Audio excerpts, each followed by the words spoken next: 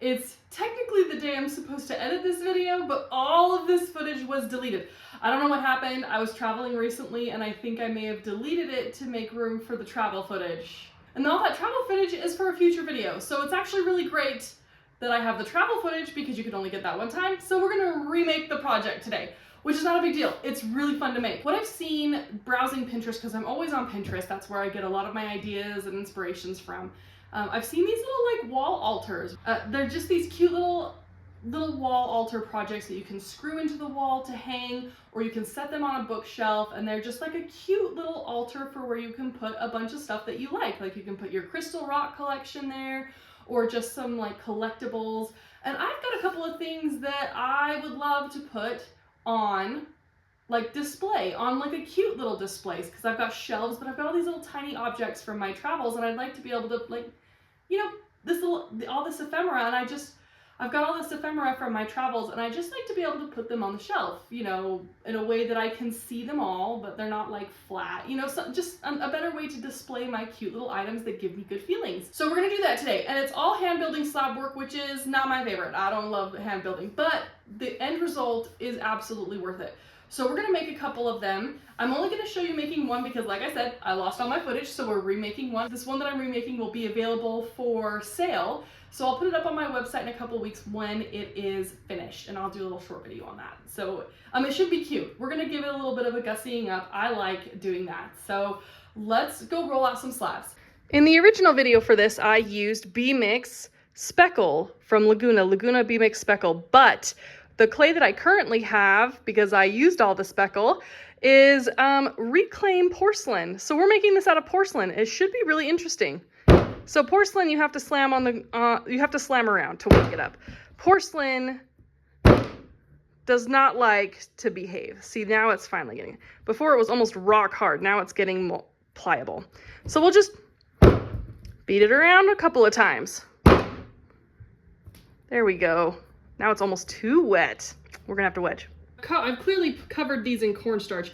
I'm using cornstarch exactly like you would with flour for dough. These are just a little bit damp and I need to be able to work with them. And so I just use cornstarch to kind of help things along. Anyway, I've got two slabs. So we're gonna make these little altar forms. And I'm just gonna kind of organically pick a shape. Let's get a knife tool out. And I'm just gonna organically just, let's see, we'll take this part of our slab, and I'm just going to, so I've got a straightish line here already, and I kind of like one that looks like this. Perfect. And now, straight line on the bottom. Okay, so now I'm gonna measure my slab. We got 4 inches wide at the bottom, and almost 7.5, just over 7.5 inches at the top, plus this, which is probably about 10. So I'm gonna start with the largest cut. So I think this is probably closer to 10. We'll actually cut it to 11. So I'll put my ruler down. I'm gonna make a mark here at the end. Mark at 11. We'll do a cut. And then, because I want this to be, let's do 1.5 inches. Not 2 inches. Let's go 2 inches. We're gonna do 2 inches up, right? And we're not going for perfectly square. We're going for adequately square because this is pottery. We're gonna end up switching some things around anyway. So now I've got my longest cut. So what did I say? Just 8 inches here. So then I'll take that flattish line that we made, we're gonna go just over 8 inches. We'll do 1 inch, or what did I say, 2 inches? What is this? 2 inches, yeah, we'll do 2 inches up, both sides, just like that. 2 inches, 2 inches. And then do our cut there. So, and then 4 inches. So I'm going just a little bit wider with the intent of cutting it down when I'm done.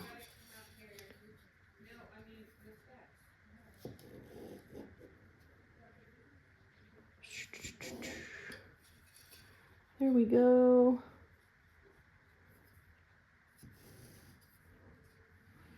And then those are all my outsides. So we'll start there. And we'll keep all these other little scraps because we might need all of them. We'll see what happens. So I'm just gonna immediately put this on here because I don't see a point in waiting. Boom, boom, boom. Oh, that looks good. I don't hate that. Let's start scoring and slipping.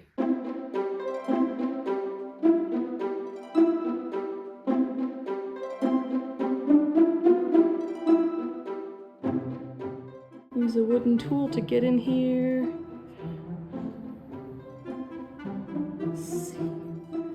Sort of press the seams together. We'll use that to smooth everything out. So now that I know, I need to measure the depth inside here, which is just under 2 inches, and the width. So we'll do a little shelf right here in the front. We'll get it almost exact. And we'll just pop that right in here.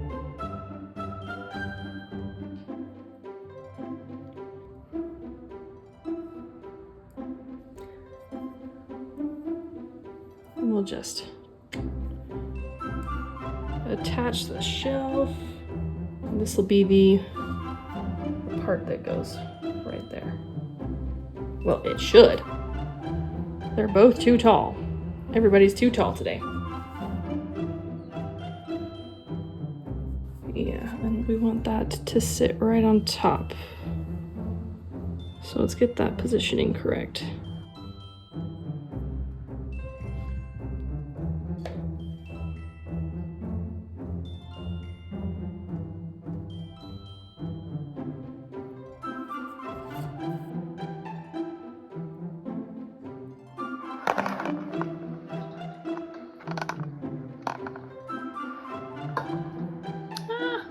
Okay, let's see if these will peel out. Oh, not bad, not bad. I like that. I have all of my pieces now. Now to just assemble them. These are all the little decorations I wanted to do. I got some antlers, I got a tree. If I could find a pheasant, I'd put a pheasant in here, but I don't think I have a pheasant. All right. We'll just give this sprig a little bit of slip. Ooh, and now she's sticky. We'll put, my hands don't want to get down in here. We'll put some for this tree. So you'll notice I'm not scoring and slipping these. And the reason is because these sprigs are so thin that if I scored them, they'd start crumbling. So that makes working with them very, very dicey. But the slip should be enough to just stick it on in there and keep it at least down. And then we'll go around the edges with a little damp paintbrush to help encourage stickiness. We'll just come along the edges like here and do some smoothing and clean up.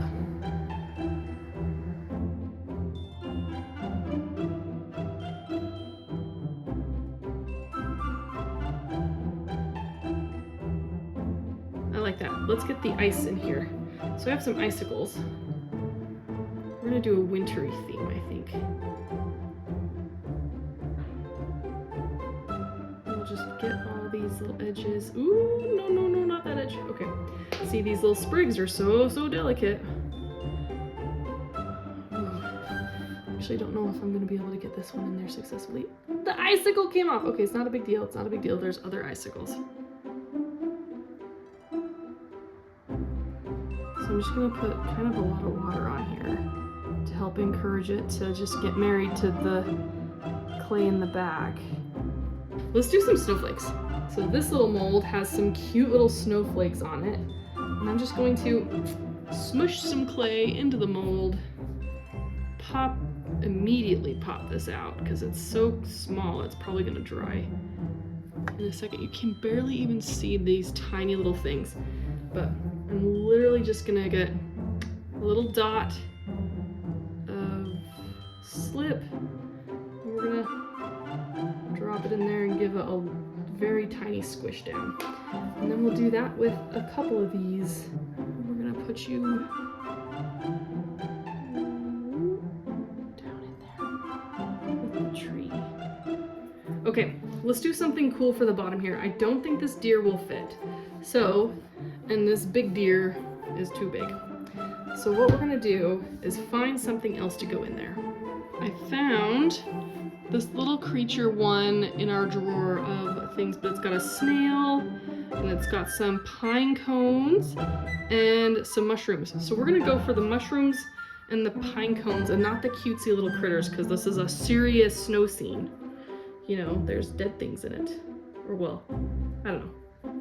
Antlers, bones. There's bones in it. Antlers are bone, right? Okay, so let's do the little ones, because this is a tiny thing. So we're gonna do the little mushroom and the little pine cone. It comes right out. Good little mushroom. We'll put him immediately in our little scene. Just a little mushroomy. Let's get a pine cone. I'm gonna put the pine cones in the corners, I think. Then we got a leaf too, so we can do a leaf. That'll be fun. Alright, little pine cone. Oh, that came out perfect. Love it.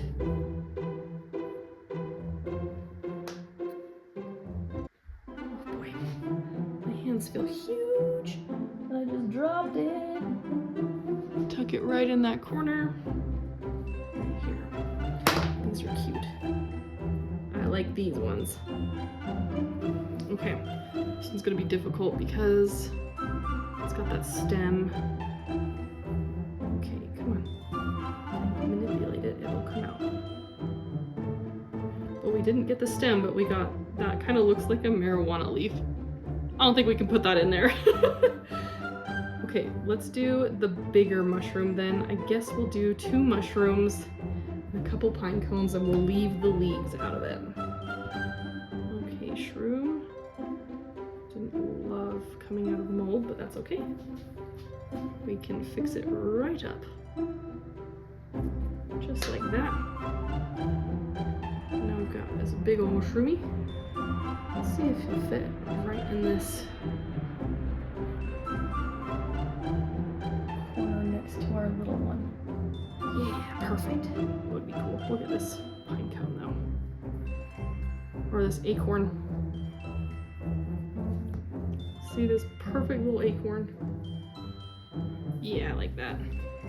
Okay, let's take a look at our back here. See how there's all these seams? We gotta take care of those.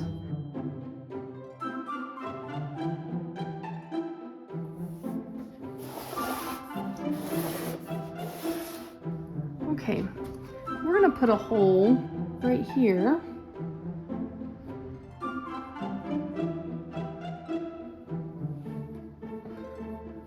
And then directly across from it, right here.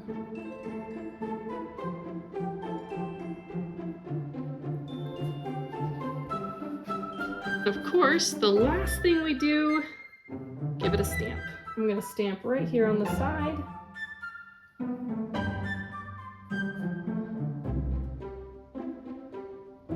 And then just clean up a little bit inside here with these mushrooms. All right, let's put it on the shelf.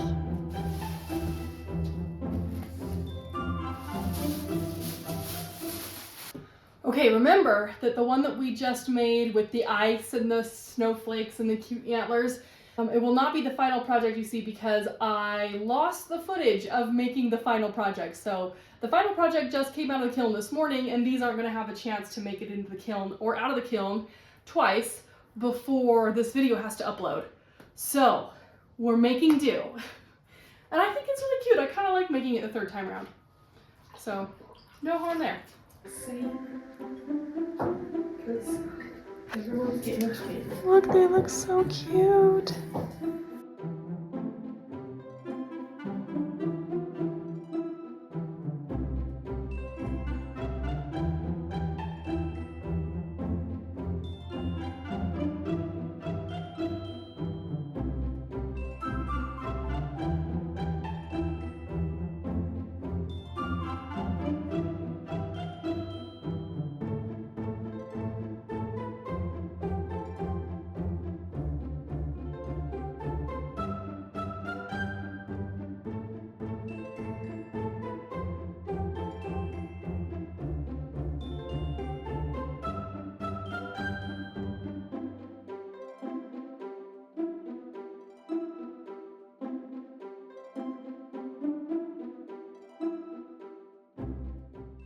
These wall altars are finally out of the kiln, and I think they're looking great. They didn't turn out the way that I had hoped because I was using some interactive pigments and they didn't really interact. I thought they would interact more because of the magnesium in the speckled clay that I'm using, but they didn't, and so I was kind of surprised by that. And it might also be because I was using a white glaze. So the reason we didn't get a whole lot of color in the places where I wanted a whole lot of color is probably because of the cream. Cream doesn't have a whole lot of pigments for the interactive pigments to interact with, so that might have been it. I was hoping that the magnesium would kind of take over, and it did on a couple of places. Here on the thistle and the bird very well, and a little bit on the leaves on the sides, and just the tiniest bit on these little wheat strands and these leaves here, but not very much on the inside. It did darken the corners a little bit, so you'll see in the video, you know, so from the glazing, you saw how dark these corners were, so it did interact a little bit there, but it kind of burned out, and I wonder if maybe these pigments are low fire. I didn't think that that was a thing. I don't know, they're still there, but it's not as visible as I kind of want it. That's how pottery works. You put it in the fire, pray to the kiln gods, and sometimes it goes a little crazy, and you get things that you didn't expect. I get a little frustrated with that because I want things to look exactly the way that I want them, but as I've done pottery, I've had to kind of give over to the chaos of the moment and sort of hope for the best, but expect that it's never going to go the way that I want, and that's usually what happens. Overall, I'm really satisfied with these. I fired this one this way so that the shelves wouldn't bend, because I was worried that these little shelves would kind of warp downward a little bit, so I fired it this way, and I didn't get any warping that way. This one I fired standing straight up, and I don't know if you can tell, but it does look like this shelf is bowing down a little bit, but that might just be because the glaze on the shelf front is curving downward here, and so that might be what the visual effect is happening here. So if you were to make these, I would recommend firing them flat like this, based on what I'm seeing afterward, especially because like on this side you can see how the altar wall is like curving in right here. It's not really doing it a whole lot here, but that's because I think there's this support there. So before we take a closer look at these, I want to let you know that we're going to do a chat. It looks like most people are voting for Friday, November 15th. Friday, November 15th. So if you have another opinion about what day you'd like to do the book chat or talk pottery, we'll do like an hour, hour and a half or something that evening. Oh, hi. Hello. Okay, come here. I guess our danger kitty is being less dangerous today and more, hello. This is very strange. It looks like it'll be November 15th, but if you have a different opinion and you want to have a different day for our book chat and you still want to go, you can vote in the community tab or just comment on this post, and I'll link down below the days that I'm thinking of. Oh, the book of the week. Let's see.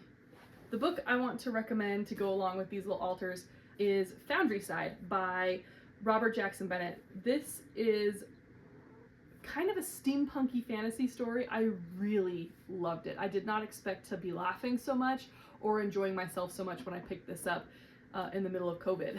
It was awesome. It's about a thief who steals a key, and then the key starts talking to her, and she realizes she stumbled upon an artifact that is of incredible power. It's a key that can unlock almost any door by talking to the door. So it's got a very interesting magic system. It's about thievery, poor people, rich people, and the kind of struggle between the two spheres of classes. And what? Oh, we're gonna go. Okay. She wants more. Do you want more? What do you think of this book? Did you like it? Okay. She doesn't do this very often. Anyway, I really liked Robert Jackson Bennett's Foundryside. It's a 3-book series. I haven't read past book 2 yet, so please don't spoil it for me, but I hope you pick this series up and maybe we can read along.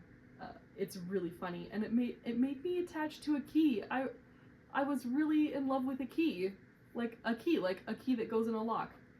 It's a very good book. Anyway, if you want to join our book chat, we can talk about books like this and everything else that I've recommended, plus pottery. That'll be probably November 15th, but vote down below and let me know what you're thinking. Also, like and subscribe the video if you haven't already. It really does help my channel grow. And she's clawing so hard.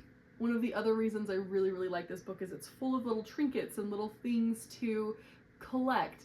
And I like collecting little things, and I'm really excited to put a bunch of little collector items in these little altars. And I think that's why I like making them. I don't know if I'll make more, because I'm not sure if other people want me to make them for them. But if you want some from me, if you're interested in one of these, let me know, and I will.